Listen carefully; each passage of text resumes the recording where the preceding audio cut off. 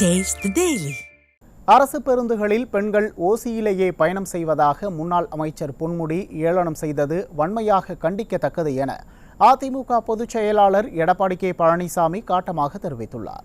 புரட்சித் தலைவி இதய தெய்வம் அம்மாவின் 77வது பிறந்த நாள் மற்றும் புரட்சித் தமிழர் எடப்பாடி கே பழனிசாமியின் 71வது பிறந்த நாளை ஒட்டி கள்ளக்குறிச்சி மாவட்டம் திருக்கோவிலூரில் நடைபெற்ற பொதுக்கூட்டத்தில் பேசிய புரட்சித் தமிழர், பட்டியலின மக்களை தொடர்ந்து வஞ்சிக்கும் திமுகவினரா சமூக நீதியை காப்பாற்றப் போகிறார்கள் எனவும் கேள்வி எழுப்பினார்.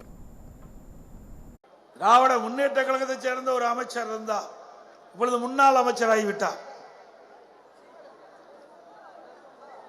அவர் எப்படிப்பட்டவர் என்று உங்களுக்கு தெரியும்.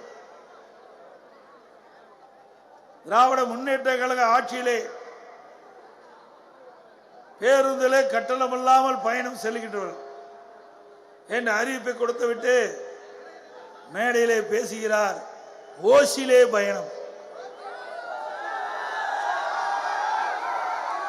பேசினாரா இல்லையா? அது வன்மையா கண்டிக்க வேண்டியதல்லவா? எனவே அப்பா வீட்டுல இருந்தா கொடுக்கிறாரு.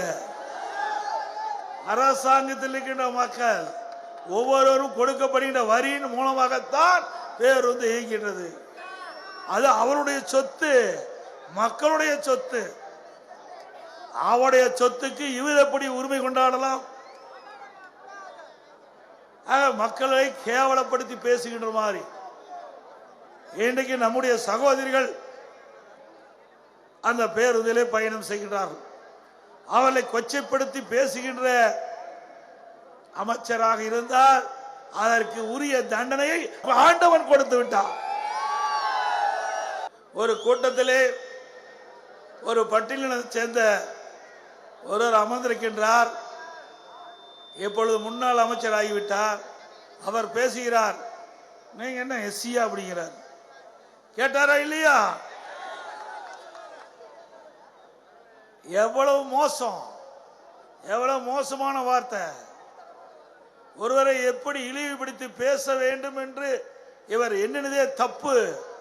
ஒரு அமைச்சராக இருந்து, ஒரு பொறுப்புள்ள ஒரு மனிதராக இருந்து, அவர் உயர்ந்த படிப்பு படித்தவர். அப்படி இருந்தும் கூட மேடை நாகரிகம் இல்லாம ஒரு பட்டியலத்தைச் சேர்ந்த பெண்ணை ஏளனமாக கொச்சைப்படுத்தி பேசியது எவராலும் மன்னிக்க முடியாது. ஒன்றுபட்ட மாவட்டம் இருக்கின்ற திண்டிவனத்தில் அங்க நகராட்சியில் பணிபுரிகின்ற ஜூனியர் அசிஸ்டன்ட் பட்டியலினத்தைச் சேர்ந்தவர். அவரை நகராட்சி ஆணையாளர் அலுவலகத்துக்குள் வர சொல்லி, அறைக்கு வர சொல்லி, அங்கே இருந்த பெண் கவுன்சிலர் காலில் விழுந்து மன்னிப்பு கேட்க வேண்டும் என்று அவரை வற்புறுத்தி அந்த பட்டியலத்தைச் சேர்ந்த ஜூனியர் அசிஸ்டன்ட் அவர்கள்